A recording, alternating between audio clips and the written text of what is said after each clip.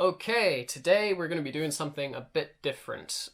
Today, we're putting all the notes away, we are going freeform, and today is all about rant mode. I got myself a new lighting setup. The last configuration I had was really annoying me. The last configuration I had was absolutely nothing, except for the window in the room that I'm shooting in. And I thought I'd test it out and discuss a few things with you guys. And while there's a lot to discuss, I thought, you know what? Actually, I'm just going to have a conversation today. Just a conversation with you guys. Now, I'm the sort of person who is really, really passionate. I have a lot of fire within my soul to do things in life. And that can be both a gift and a curse. I mean, my greatest fear, for example, is not death, it's not dying. It's living a life unspent. It's living a life that I look back on and wish I had lived differently. The thought of being in my old age and thinking like that, to me, is horrifying. I quite literally can't deal with it. But then again, it's a gift because it motivates me to go out there and climb mountains. You know, it motivates me to have rich and wonderful experiences. And there are times where I'm almost borderline obsessive about that. You know, I'm constantly driving and constantly moving to get the best that I can out of life. And yeah, like I said, sometimes that's good. You know, sometimes it's rewarding. But I do find myself going down this spiral of, I'm not doing enough today, I'm not doing enough today. And then I can't actually sit down and chill. You know, I can't actually get on Netflix and enjoy a pizza like most people can because I'm so busy. I'm always on the go. Now, some of the things that I've done in my life, I've been a vice chairman for Future Choices, which is a charity that promotes social inclusion for the physically disabled. Wow, you can tell. Wow, you can tell I've practiced saying that 1,000 times over. I was an adult instructor in the Army Cadet Force. I focused a lot on physical training, which I really, really, really enjoyed. What else? What else have I done? Too much. I was a Saltar ambassador, which basically means helping determine which volunteers in my city that I live in are suitable for the Saltar Summit Award. So I review volunteers that have done thousands of hours, you know, and have given excessively to the community and see if they're eligible to attain the highest award that they can. So yeah, I've done a lot of pretty big stuff in my time, and that's just to name a few. And I have a lot of wisdom, I feel like I've learned so much that I can share. And I think a lot of people in my position in life, you know, I've got all of this knowledge and fire and passion brimming within me. It's lonely. It's so lonely. I mean, I do take the view in life that you can either be a sheep or a wolf, and that sometimes life is as clear cut as that. You know, you can either be a wolf who goes it alone and takes the paths that no one else does and has that much more of an intense and rewarding experience in life, or you could be a sheep and follow the herd and do the same thing that everybody else is doing, which I can't put myself in that category. Now, I was born in South Africa, and when I was 6 years old, I moved to Scotland. And I think because of that, and from that young age, I viewed myself as very much an outsider to everyone. And I think that actually did me the world of good. I didn't have the inclination, therefore, to fit in necessarily. At a very young age, I'd accepted. I was an outsider. I was different. And that carried on all the way through secondary school, my high school experience. And I didn't necessarily click with the cool guys. I didn't necessarily aspire to getting the hot girl, you know. I focused more on me. I focused more on doing the things that made me happy. And yeah, sure, sometimes that meant an excessive amount of playing Xbox, and blowing things up on the TV. And then other times, more specifically, when I was starting to leave school, it meant personal development. Suddenly I saw, when I went out into the big bad world, that there's so much that I can do for myself. There's so many wonderful things that I can learn and experience. And I never felt that way in school, So when I finally did have that more advanced degree of independence, that's when I started to get hungry. That's when I started to see, wow, I can become a Salter ambassador. I can volunteer at my local charity and make my way to a very high rank. I can get great prospects for myself and a really good career despite whatever grades I may have gotten at school. And I was lucky. I got some pretty good grades in school. I did. But I can honestly say, never used them. So we'll go on to my next rant. I've never used my school grades. I've never gone to higher education, or rather, I had my higher education in secondary school, but I never took on further, more advanced studies that you would have in the likes of college or university. And do I regret that? A part of me does. A part of me thinks, man, I wish I had gone to college straight after school and then university. I wish I'd gotten a degree, because now I'd be earning that much more money. I could be doing a lot more of the things I enjoy. But at the same time, I spent all those years doing a lot of the things that I enjoy. It's a bit of give and take. But the way I've lived my life, I look back on high school and I think to myself, that was a good 6 years that I could have actually spent learning half the stuff I know in a tenth of the time from high school, and spending the rest of that time in my young teens adventuring. Now, don't get me wrong, I don't encourage all of you to just abandon school. I don't encourage all of you to just give up on your studies. I mean, in Scotland, where I'm at, you don't necessarily need to rely on them as much as you do in other parts of the world. Studies and qualifications are mandatory, for a lot of jobs, a lot of careers and prospects. So, you do have to get through them. But it sucks. It sucks to think that the teen years that I had, which were at school, fitting into my box classrooms, at my box desk, developing a box mentality, could have been spent out there in mountains. Now, anyone who's been on my channel for a while has seen the absolute avid love and appreciation for nature that I have. I still see nature as magic, as genuine, true magic. I sometimes have moments of sudden awareness when I'm out there, and I stop and I look around me, and there's trees and there's wildlife and there's streams and there's the sunshine beating down on my skin, and there's the soft touch of breezes that pass me by. And it's just, I sometimes stop and I go, wow, how the hell did all of this happen? What a weird and wonderful thing life and nature is.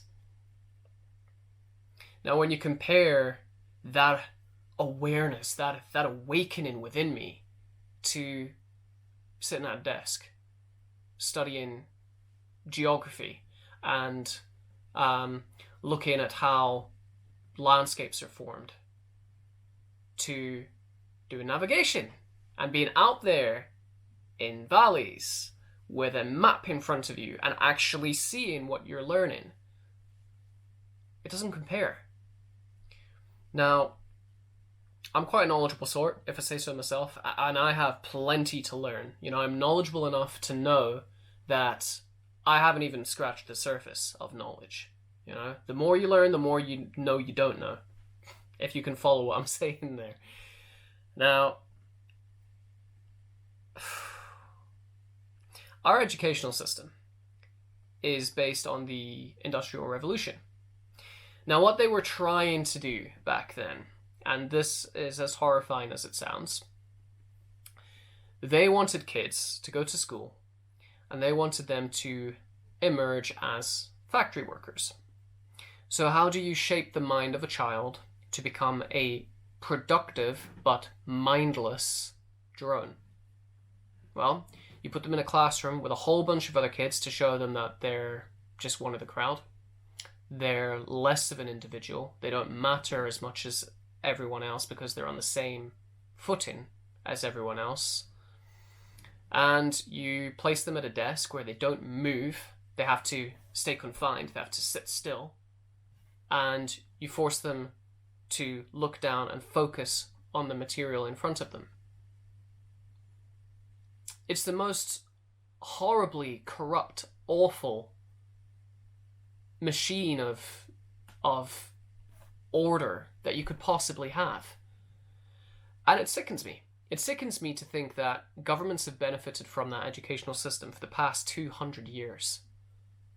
You know, it's sickening to think that I have this knowledge within myself of being out there in nature and seeing how much it does for a mind. You know, a mind that is hungry to learn. And seeing what it does to people that are confined in this horrible system that's designed to make people look at it and think, oh wow, prospects. No. Okay. Next rant. Next rant. I think there's way too much overvaluing going on of what people have within society. Let's take rent, for example. Okay, so, you know, you will pay several £100, dollars, or whatever your currency is, per month, just to make sure there's a roof over your head. Okay? Now take this idea. Entertain this concept. What if, instead, you're a caveman, and another caveman comes along, and he says, right, my land, okay? You want to stay in my territory? Okay, I'm going to push over this tree to create an emergency knock-up shelter, right? But for the sake of pushing over that tree, you're going to have to give me a fish a day as payment for the rest of your life, or the next decade, or let's say the next few decades, which will be the case for most of us in the modern day. Now, I think most people would go, no, I'm going to go push over my own tree, and we can share this land. And I'm not giving you a fish a day because I'm going to need to go and feed myself. That would make sense. But no, we value having a roof over our head so that we can have stuff, right? Because that's essentially what a house is. It's stuff with a lid on it. So we can stay in our box homes, get in our box cars, and go to our box offices. No. Not for me. Because what does that all lead to? Once you've got your coffee machine, and I love coffee, but that's a topic for later. Once you've got your coffee machine, once you've got your telly, once you've got your royal bed, once you've got all your fancy shit, what then? I can almost guarantee you, once you got it all, the next thing that you're going to want, the thing that you're going to start dreaming about, that you're going to be so insatiably hungry for, is rich experiences. That's what life is all about. Now, yes, money, a good job, a good prospect can help you get those rich experiences or pay for them. But what if, instead, you put all of the spare time and energy you had into making those rich experiences? What about documenting them? like I do, you know? What about putting videos of what you do online and enjoying that process and making something out of it? And then as time goes on and on and on, you get to the place where you are paid to have rich experiences, because all of a sudden the world has taken notice. All of a sudden people have stopped and are starting to listen to the guy who's living his dreams. People are starting to listen to the girl who just enjoys talking about what she enjoys talking about. Or the StillGoing, who likes to have rants at the camera. Really stop. Please. Don't do it for me, do it for you. Really stop and reevaluate what's important to you. Okay? Ask yourself the hard questions. Because you have to get disturbed. It doesn't sound great, does it? Disturbed. You have to get disturbed in order to get motivated to move. My ultimate level of disturbance is the concept that I'm going to live a life unfulfilled. That I'm not going to have spent my time here wisely. And the concept of that is what gets me out of bed in the morning. The concept of this very negative thing is what gets me moving and gives me positive experiences.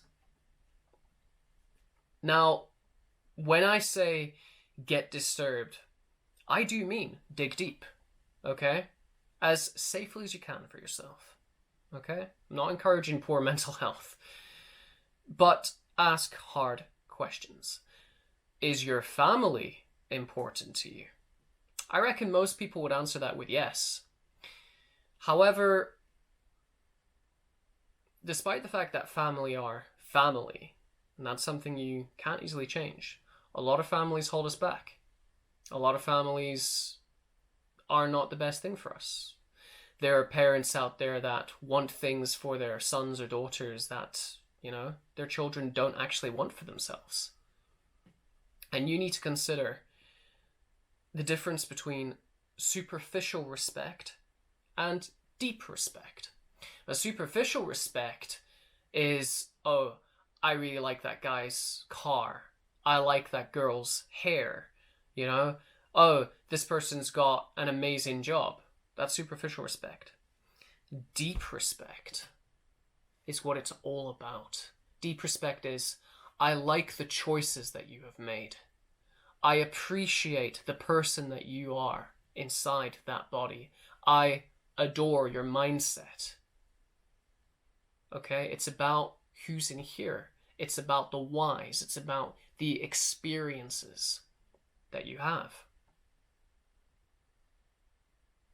So many people that are close to us, it's only natural as time goes on that boundaries start to slip. The more comfortable, the more familiar you are with someone,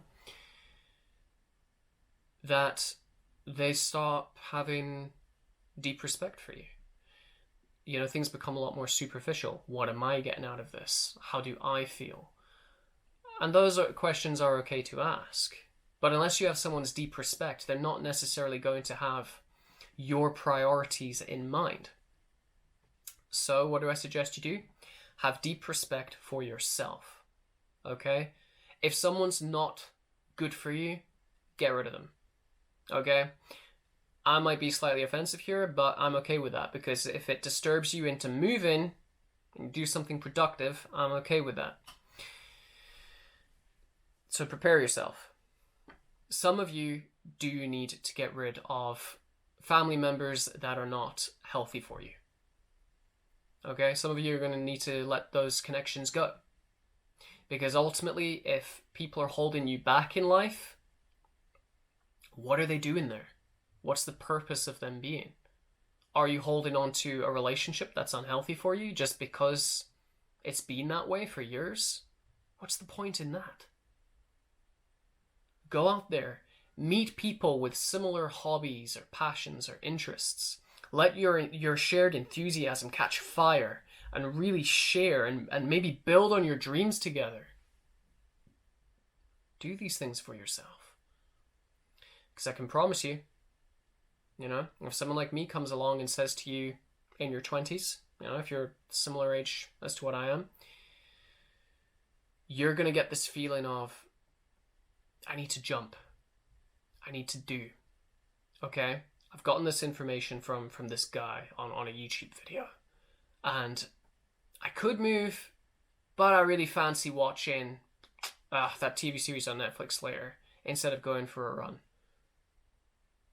Well, if you choose to go for the Netflix series, I can promise you one thing is going to happen.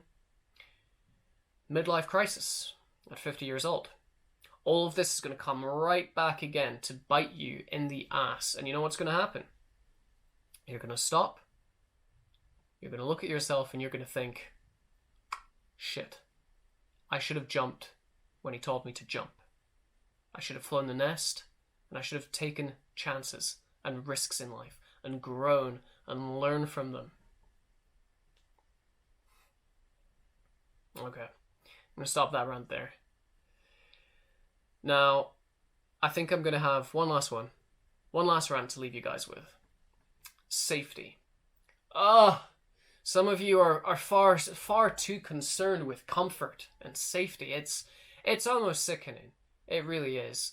Now, I'm not encouraging you to go out there and do dangerous shit. I'm tempted to. I'm not going to lie. But in this day and age, you have to be careful with what you say. Some of you actually need to take risks. Okay? Because life is not safe. What are you going to do? Live your life so comfortable and so safe just to make sure you make it into your grave okay? Why not go rock climbing? Right? Why not ascend that mountain? Why not go traveling? Right? Oh, well, you know, if I go traveling, I could end up somewhere I'm really not supposed to be, and bad people could come and, you know, oh God, I could get stabbed. I'm sorry, right? But you could get hit by a bus crossing the road due to your own negligence and lack of self-interest, and that's exactly what that is. You know, I went traveling for 3 months continuously, and a lot of interesting things were presented to me. At first, I was nervous. I was actually really, really nervous. And I was concerned about danger. I was concerned about crime. And I noticed something very funny happened after a few weeks. I forgot. I forgot that was a thing or that even existed. I found that when traveling through the world, so long as you're a person with common sense, and while it might seem like it's not really that common, it is. As long as you're a person with common sense and you don't wave your phone around in public, you don't go in areas you're not supposed to, you'll be fine. Okay? If you're anything like me, if you're a person who wants to reach out and take the best out of life, to really live, love, and desire the most amazing and great things for yourself, you have to take risks. You have to jump, you have to leap, you have to soar. You have to fly towards what moves you, what drives you. And when you achieve it, find the next thing and keep taking risks. And you'll learn along the way on how to best tackle those risks. You'll become stronger as a person. You'll become experienced. And that's what it's all about. Who in this wide world wants to start life as, you know, at level 3 and live their entire life and only make it to level 3 by the end of it? I can guarantee you, when you really think about it, when you really consider what that means to you, no one wants that. Okay? It's the choice between being someone who can draw stick figures, okay, for their whole life, or someone who starts out drawing stick figures, right, becomes a master of art, and then has one hell of a good story to tell afterwards. And not only that, they're chasing the next dream, and they're hungry for it, and they feel rewarded. Okay. That is rant mode over. I have so many concepts and ideas that just need to get out, which is why I like making these videos. So if you've stayed all the way to the end, I really appreciate that. You know, that means the world to me. And furthermore, don't take what I say as gospel, please. Again, I'm just some guy making a YouTube video, okay? You are free to go and flap your wings. And I would make a point of encouraging you to do that. Thank you for watching.